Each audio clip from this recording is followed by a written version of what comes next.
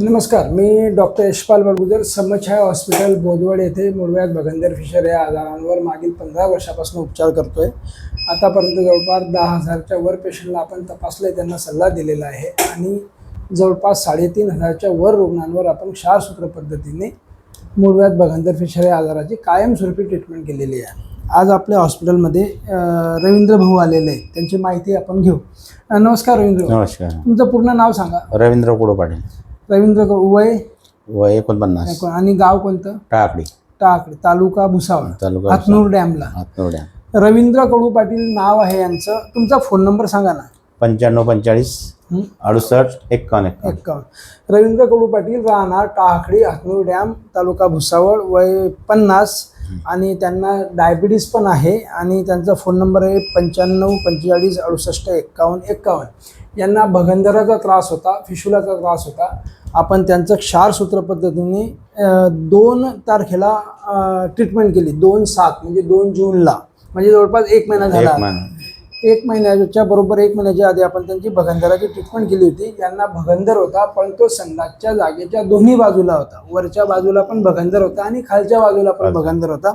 वरच्या बाजूचा भगंदर छोटा होता आणि खालच्या बाजूचा भगंदर मोठा होता।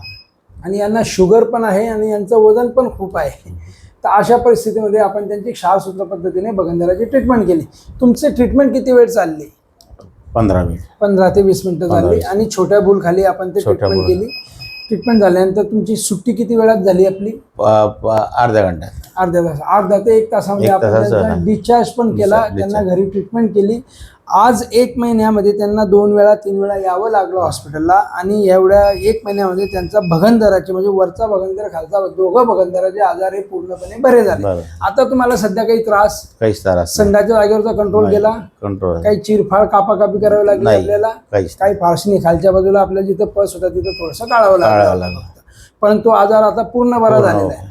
आणि हे आपल्या हॉस्पिटल याच्यासाठी आले होते की यांचा मुलगा आहे हर्षल रवींद्र पाटील, त्याचं वय किती? 24. हर्षल यांचा मुलगा जो आहे त्याचं वय 24 आहे। त्याला सुद्धा भगंदराचा त्रास होता आणि त्याचं सुद्धा क्षारसूत्र पद्धतीने आपण 4 ते 5 महिन्यापूर्वी आपल्याच हॉस्पिटलमध्ये त्याची ट्रीटमेंट केली होती। तो पूर्ण बरा झाला। म्हणून रवींद्र भाऊ सुद्धा, त्यांना शुगर असून सुद्धा त्यांनी आपल्याकडे क्षारसूत्र पद्धतीने भगंदराचे ट्रीटमेंट करण्याचा निर्णय घेतला। हर्षल सुद्धा साधारण 15 ते 20 दिवसात पूर्णपणे बरा झाला आणि हे पण 1 महिन्यामध्ये पूर्णपणे बरे झाले। या ट्रीटमेंट विषयी लोकांना काही सांगणार का तुम्ही? कशी ट्रीटमेंट? काय ट्रीटमेंट चांगली आहे, मस्त, म्हणजे काही त्रास नाही आणि लगेच माणूस हे होतो, कामधंद्याला लागतो। मी तर 2 दिवसात 3 दिवसातच फिरायला लागून गेला। 2-3 दिवसातच ते चालायला फिरायला काही म्हणजे घरी झोपलाच नाही, फक्त गेला त्या दिवशी फक्त 1 दिवस। तर अशा प्रकारचे आपली क्षारसूत्र पद्धतीने ट्रीटमेंट असते।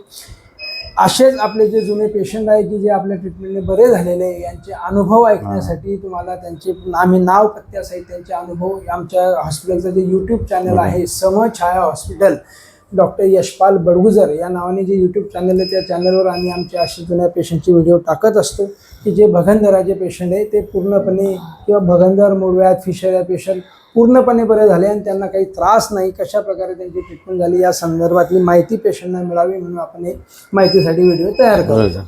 चालेल।